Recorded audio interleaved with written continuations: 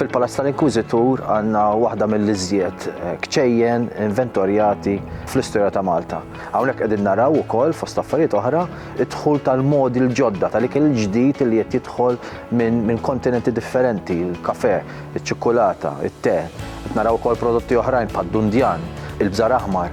Dawn huma kollha prodotti li qegħdin jidħlu ġewwa pajjiżna bħal bqija tal-Ewropa, ma iżjed minn kollox dawn ukoll kien ikollhom bżonn l-għodot tagħhom biex wieħed seta' jippreparahom biex appuntu dawn jiġu konsmati.